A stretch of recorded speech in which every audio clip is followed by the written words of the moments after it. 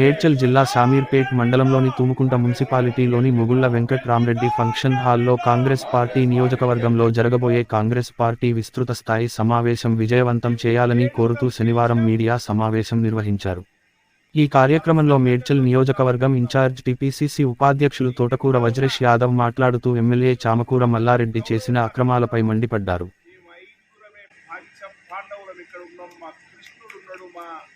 రేవంత్ రెడ్డి గారు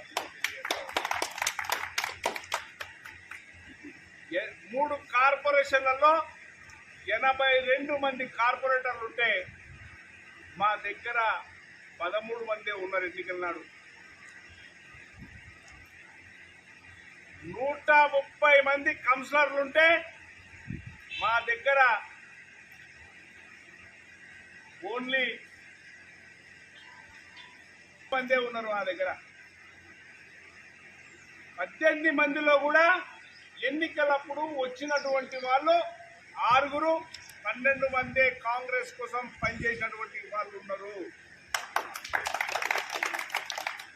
మరి 5 మండలాలు ఉంటే ఒక్క జెడ్పీటీసీ మా వైపు ఉండే జెడ్పీ చైర్మన్ ఎన్నికలప్పుడు వచ్చిండు. ఎన్నికల కన్నా తర్వాత 4, 3 జెడ్పీటీసీలు వాళ్ళ వైపే ఉన్నారు. 4 ఎంపీపీలు ఉంటే మాకు ఒక్కరు ఎంపీపీ లేరు. 5లో ఒక ఆయన బీజేపీ ఉండు, మిగతా వాళ్ళు టీఆర్ఎస్ వైపు ఉన్నారు. 60 మంది సర్పంచులు ఉంటే 43 మంది ఎంపీటీసీలు ఉంటే 29 మంది టీఆర్ఎస్ వాళ్ళు ఉన్నారు. 14 మంది మా వైపు ఉన్నారు. 61 మంది సర్పంచులు ఉంటే 51 మనిషి సర్పంచులు వాళ్ళ వైపే ఉన్నారు. మా దగ్గర 6 సర్పంచులే ఉన్నారు. ఇక మార్కెటింగ్ చైర్మన్లు, అదేవిధంగా గ్రంథాలయం చైర్మన్లు, వీళ్ళందరూ కలిసి ఒక గుంపు. ఆ గుంపేం గుంపు అంటే ఈ నియోజకవర్గంలో దోసుక తినే గుంపు అని చెప్పి తెలియజేస్తా ఉన్నా. దున్న పోతుల లెక్కట అక్కడ మల్లారెడ్డి అల్లుడు దోసుకుంటుంటే ఇక్కడ ఒక పేద బిడ్డ కాంగ్రెస్ పార్టీ ఒక బడుగు బలహీన వర్గాలకు సంబంధించినటువంటి నేను పేదోన్ని, నా ఎంబడి నా సైన్యం అంతా పనిచేసింది. ఇక్కడ ఉన్నటువంటి శ్రీనివాస్ రెడ్డి, మహేందర్ రెడ్డి వీళ్ళందరూ. ఆయన ఎంబడి 70,000 మంది స్టూడెంట్ ఉన్నారు. 10,000 మంది ఆయన దగ్గర ఉద్యోగులు ఉన్నారు. 5,000 మంది ఇదే నియోజకవర్గంలో 50,000 దొంగోట్లు చేపించుకొని 5,000 మంది ఓటుకు 1000 నుంచి 5,000 రూపాయలు ఇచ్చినటువంటి పాపాత్ముడు మల్లారెడ్డి అని చెప్పి నేను తెలియజేస్తా ఉన్నా. ఒక్కసారి ఈ రాష్ట్రంలో ఉన్నటువంటి దరిద్రం ఏంటంటే ఒక విద్యా సంస్థలు స్థాపించి ఆయన ఎన్నికలలో ఇచ్చినటువంటి అఫిడవిట్ ఏదైతే ఉందో 2000 సంవత్సరంలో కాలేజీలు పెట్టక ముందుకు ఆయన ఇన్కమ్ ట్యాక్స్ రిటర్న్ స్టేట్మెంట్ ఉంటుంది.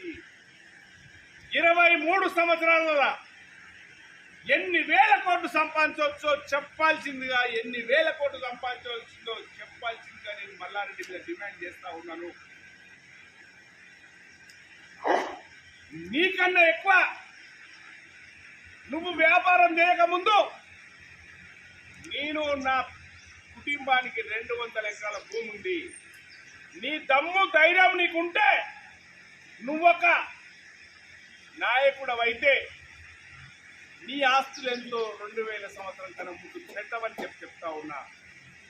నేను పుట్టక ముందు నా తాతకున్న అయ్యకు 250 ఎకరాల భూమి ఉంది. నువ్వు పుట్టక ముందు నీ అయ్యకు నీ తాతకు ఎన్ని ఎకరాలతో చెప్పాల్సింది కూడా డిమాండ్ చేస్తా ఉన్నా. చాతగాని మాటలు మాట్లాడుతూ ఇక్కడ రక్త మాంసాలు పిండి ఫీజులు వసూలు చేసి లక్షల కోట్లు సంపాదించినావు.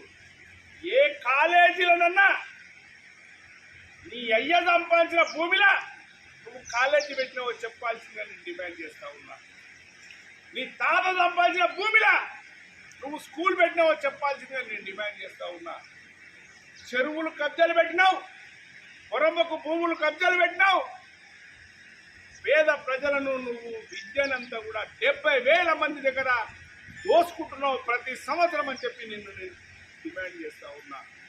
ఇవాళ నీ నాయకురాలు, నీ ముఖ్యమంత్రి బిడ్డ ఏ రకంగా జైలుకు పోయిందో నువ్వు కూడా జైలుకు పోతావని చెప్పి నేను సవాలు విసురుతా ఉన్నా. ఈ వేదిక మీదకెళ్ళి చెప్తా ఉన్నావు, నీ కోడలు చెప్తా ఉంది ప్రెస్ లో, మేమంతా తెలిసిన విస్తరాకులం, చేసిన విస్తరాకులం అని. ఏమి చేస్తే వచ్చినాయో చెప్పాల్సిందిగా నేను డిమాండ్ చేస్తా ఉన్నా. ఏం కష్టం చేసినావు? ఇన్ని లక్షల కోట్లు ఎట్లా వచ్చినాయి నీకు? ప్రతిదీ కబ్జా, ప్రతిదీ కబ్జా, ప్రతిదీ కబ్జా అని చెప్పి నేను డిమాండ్ చేస్తా ఉన్నా. రేపు మొన్న మా సైన్యం ముంగట నీ సైన్యం అంతా 10,000 మంది నీ లీడర్లు, నీ నాయకులందరూ కూడా ఉన్న పోతులను ఎక్కడ వేసి భూములు కబ్జాలు పెట్టి,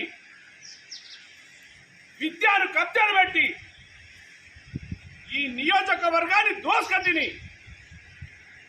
నువ్వు నా మీద 30,000 ఓట్లతో గెలిచినావు. రేపు నీకు నీ పార్టీకి బొందబెట్టి 30,000 ప్లస్ చేస్తూ 50,000 మెజార్టీ ఇస్తానని చెప్పి ఈ వేదిక ద్వారా నేను తెలియజేస్తా ఉన్నా. గతం వేరు. నీ ఉన్నటువంటి డిపార్ట్మెంట్లలో నువ్వు తెచ్చినటువంటి 7 మున్సిపాలిటీ కమిషనర్లు, 3 మున్సిపల్ కార్పొరేషన్ కమిషనర్లు, 9 మంది సిఐలు కోట్లాది రూపాయలు డంపు చేసి ప్రభుత్వం నీకు సపోర్ట్ చేసినప్పుడే నువ్వు 30,000తో గెలిచినావు. ఇవాళ ప్రజలలో తిరగాలంటే చెమటలు కొడుతున్నాయి. రోజు ఒక కాంగ్రెస్ నాయకుని ఇంటికాడ పోయి దండం పెట్టుకుంటున్నావు, కూలగొట్టిందని చెప్పి బదనాం చేస్తున్నావు. నువ్వే శుద్ధ పూసం అయితే, నువ్వే దొంగవు కాకపోతే ఎందుకు నువ్వు ప్రభుత్వ భూములలో కట్టినవో చెప్పాల్సిందిగా నేను డిమాండ్ చేస్తా ఉన్నా. నువ్వు శుద్ధ పూసనే, నీ అల్లుడు శుద్ధ పూసనే, నీ కొడుకు శుద్ధ పూసనే. మరి ఎందుకు ఎండోమెంట్ భూమిలో నువ్వు ఫంక్షన్లు కట్టావు? ఎందుకు బోయినపల్లిలో ప్రభుత్వ భూమి లీజుకు తీసుకొని ఫంక్షన్లు నడిపిస్తున్నావు? ఎందుకు రోడ్ల మీద ఉన్నటువంటి చెరువులలో మట్టి పోసి, ఎఫ్టీఎల్ భూములలో మట్టి పోసి బిల్డింగ్లు కట్టావో చెప్పాలి. ఏ దానికన్నా రాజ్యాంగం ప్రకారం పర్మిషన్ ఉందో చెప్పాల్సింది కూడా నేను డిమాండ్ చేస్తా ఉన్నా. మా నాయకుల మీద అంటావు, మా వైఎస్ని అంటావు, లేకపోతే మా తమ్మిని అంటావు, మా జయపాలను అంటావు, లేకపోతే మిగతా అందరినీ కూడా అంటావు. నీకు దమ్ముంటే 10 సంవత్సరాలలో 5 సంవత్సరాలు ఎంపీగా ఉన్నావు, 5 సంవత్సరాలు మంత్రిగా ఉన్నావు. మా ఇంటికే కూడా టచ్ చేయలేకపోయినావు, మా వాళ్ళ ఇంటికే టచ్ చేయలేకపోయినావు. నువ్వు ఇప్పుడేం చేస్తావో చెప్పాల్సిందిగా నేను చెప్తా ఉన్నా. ఇక్కడున్న సోదరులకు, ఆయన మాజీ సర్పంచ్ ఉన్నాడు, మిత్రులందరూ ఉన్నారు, ఎవరినన్నా ఒక ఎంటిక పీకగలిగినవా నువ్వు? కావాలని చెప్పి ఇష్టం వచ్చినట్టు దొంగలందరినీ పోగు చేసి ఈ ప్రాంతాన్ని ముంచినవు, నిట్ట నిలుతో దోపిడీ చేసినావు. ఈ ప్రాంతంలో ఒక్క డిగ్రీ కాలేజీ పెట్టలేకపోయినావు నువ్వు 5 సంవత్సరాల్లో. ఈ ఆర్మీ రోడ్డు వెడల్పు చేయలేకపోయినావు, పక్కనున్నటువంటి మేడ్చల్ రోడ్డు చేయలేకపోయినావు, కీసర్ రోడ్డు చేయలేకపోయినావు, డంపింగ్ ఆడు తీయలేకపోయినావు, గట్కేసర్ రోడ్డు చేయలేకపోయినావు. ఈరోజు మేము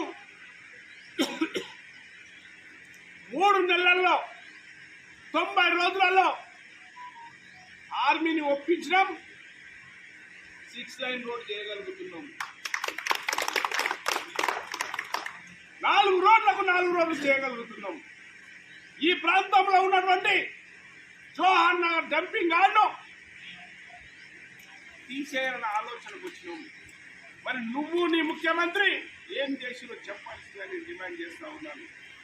దానితో పాటు ఈ ప్రాంతంలో 40,000 ఓట్లు దొంగోట్లు నువ్వు రాసుకొని దొంగోట్లు వేయించుకున్నావని చెప్పి నేను చెప్తా ఉన్నా. నేను చూయిస్తా 40,000 ఓట్లు నేను చూపించినట్టయితే నువ్వు ఏం చేస్తావో చెప్పాల్సిందని డిమాండ్ చేస్తావు. దొంగకు దొంగ బుద్ధులు వచ్చినట్టు దొంగ దొంగ దొంగ దొంగ అని దొంగ బుద్ధులు వచ్చినట్టు మా మీద అంటావు, మా రేవంత్ రెడ్డి మీద అంటావు, తొడలు కొడతావు, బూట్లే అంటావు, ఇంకేమేమో మాటలు మాట్లాడతావు. ఎన్ననన్నా మేమందరం మా నాయకులు ఇక్కడ ఉన్నటువంటి వాళ్ళు ఒక్క మాటనన్నా నిన్ను మోటు మాట అన్నామా? చాత గాని మాటలు మాట్లాడుతూ నువ్వు చెప్తా ఉంటావు మాకు.